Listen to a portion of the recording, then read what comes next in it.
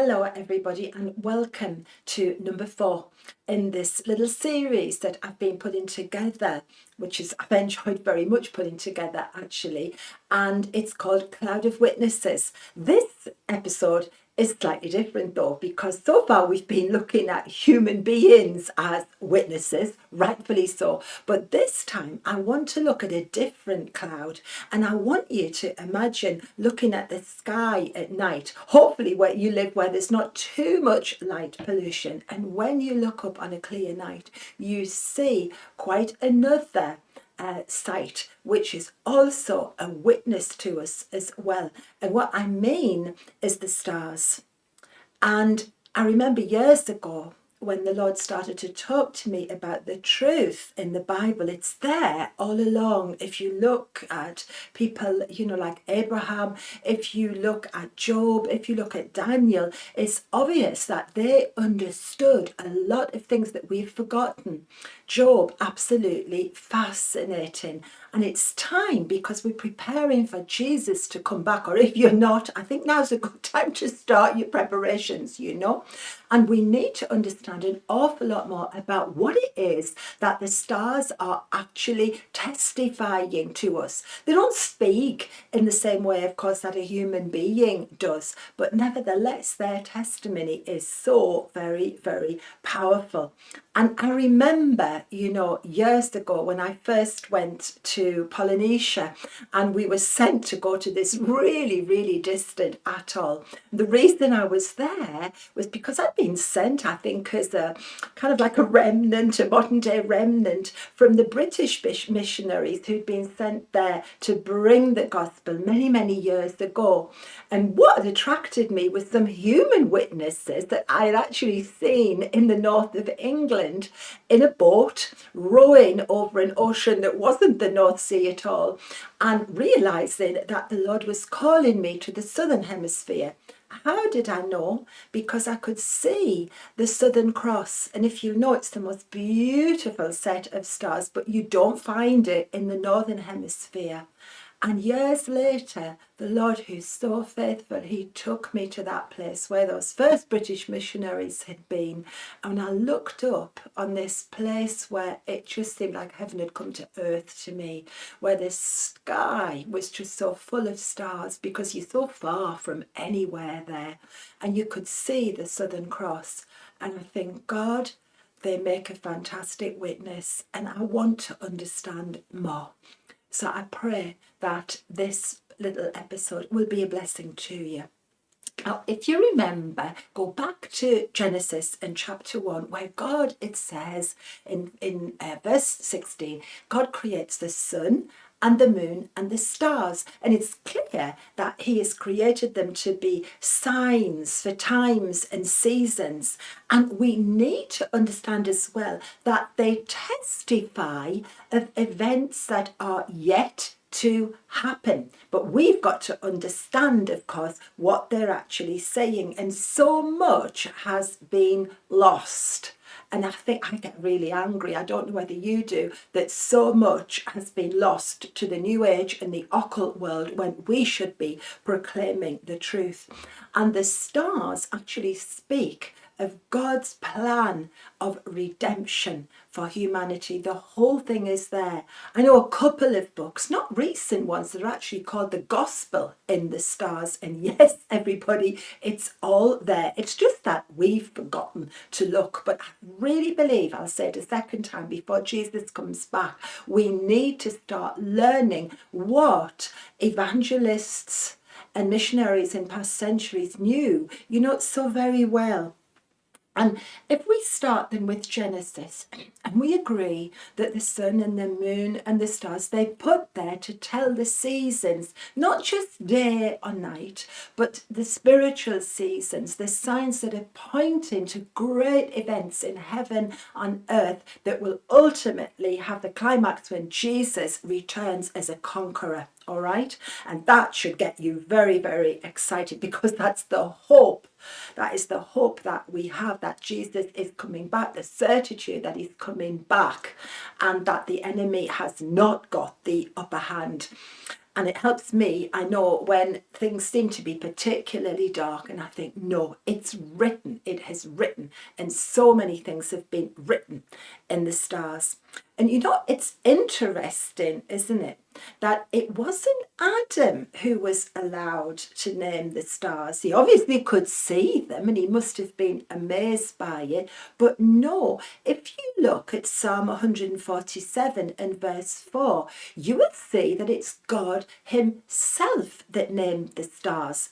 Adam got to name his wife, he got to name the animals, he got to name things on the earth, but he didn't get to name the stars. No, it's written that God actually named each star. Can you imagine that? Because nowadays, when you look at all of this work being done with these telescopes and so on into really deep, dark places that we've never seen before, you think of all of those stars and you know that God has already given them a name and they testify in something. And more, you know, all of these exciting pictures are coming back from telescopes and from probes that are going deeper and deeper, and the voice of the Lord through the stars and all of this world out there is getting louder and louder and louder. Isaiah in chapter 40 talks about God calling the stars by their name, and it says that none of them are missing. And the word used for name, it means when God called the stars by name, each one has a name, and it means they have a character, they have a reputation, they have a rank and an authority. They're not all the same. He knows them individually. And that is the most astounding thing, I think, for us to realise. And we need to realise that he didn't just haphazardly throw all of these stars into space. No, that they set on a particular predestined course to witness to God's plan. And I want us to have a look just briefly at Romans 1 and verses 18, 19 and 20. I always used to think this was really harsh, what Paul is saying here. He's talking about the wrath of God is being revealed from heaven against all ungodliness and righteousness of men who suppress the truth in unrighteousness, because what may be known of God is manifest in them, for God has shown it to them. How? For since the creation of the world, his invisible attributes are clearly seen, being understood by the things that are made, even the eternal power and Godhead. So they are without excuse. And I remember I used to go through those verses and think, how can people who never heard the name of the Lord be without excuse? Well, of course, it's a bit more complicated and a lot more fascinating than time allows for in such a short little episode as this. But why? Because ancient civilizations also looked up and saw the heavens, and they didn't have the same light pollution as you might have today. And they actually realised that there was a somebody greater than them who was showing them over and over again as the stars and the moon and the sun seemed to move, was showing them something absolutely incredible. And we know that only God can actually understand why he named each star as he named them. But I've spent a lot of time over the years looking at very ancient civilizations. And you know what is really amazing? That all of them have a kind of testimony about the stars. They all seem to have understood that there was something going on about a plan of redemption. They seem to have understood about sin. They seem to have understood, you know, about a redeemer that was going to be needed. And it is amazing when you compare some of these ancient civilizations. I've done it from ancient Egyptians, looked into China, looked into native indigenous myths, and you can guarantee that there are certain ideas that come back. No, they didn't know the name of Jesus. No, they hadn't traveled to Israel or anything like that. But they all had had a witness that moved around every time they looked up into the night sky. And you'll notice that many of these civilizations, they will name a woman who is giving birth to a son. And then the son seems to be killed in a very unjust way and seems to have lost the battle. An enemy comes and ends his life. And then the son will miraculously reappear and have a victory over his enemies. And you can count several civilizations. This predates anything that we know. And they would say the same thing. Why? Because God intended that the stars would be witnesses to his eternal plan. And yes, I know that Satan has done so much to pervert things, but when you know the truth, you shouldn't be so surprised that Satan has gone to such lengths to have civilizations bow down to the sun and the moon and the stars and worship them instead of the Creator.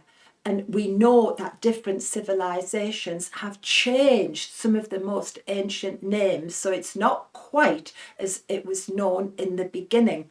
We'll talk a bit more about that later on.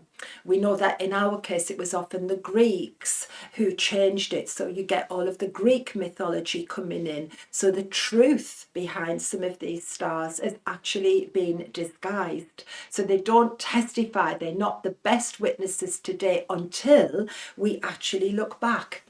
And I want to finish this episode just with giving you one example. I hope it interests you, and I hope you are really understanding things that Abraham knew and that Job knew and that many pagan civilizations knew. After all, you think of Daniel, you think of the Magi, they didn't get it wrong, did they? When they actually came because they were allowed to see that the Redeemer was about to be born. Amazing when you think of it. They didn't make a mistake, even though they didn't understand it all. 2,000 years before the birth of Jesus, we would call it Virgo. And you know, the Bible does talk about zodiac. I'll talk about that next time as well. Forget your horoscope, forget the New Age, forget the occult. The truth is so much more fascinating. Forget Virgo and think of the ancient Hebrew that was used, koma. And what it actually means is the desired. And its picture is a woman with a child, the child being deeply, deeply desired. And we finish off with what, you know, our modern day so-called horoscopes called Leo. Leo, we know it's the lion. But when you go back to the ancient Hebrew, it's Aryeh. And if you studied Hebrew at all, you'll know that that does mean lion. And it's the conquering lion who comes back to take all of his possessions back, who has redeemed fallen humanity, who's redeemed fallen galaxies, and who is preparing a place where we will rule and reign with him. And it is all there. So I just want to finish with Genesis 15. When Abraham is taken from out of his tent to look up into the sky, and God says to him, look up, can you tell the stars? And that is how many your children and your grandchildren and your great-grandchildren are going to be.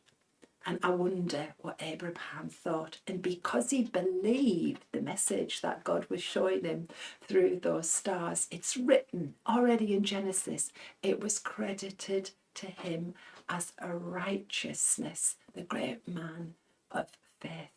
So I ask a blessing, Lord, on everyone listening to this, that, Lord, this message, which is a simple one, will be absolutely life-changing for many who haven't thought to study the stars in the Bible as you want us to understand.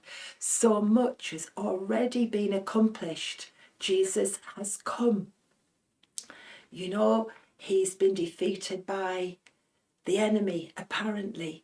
He's been resurrected, and the bit we need to understand now is that part of the witness of the stars that's saying, and now he's coming back on the clouds as a victorious conqueror.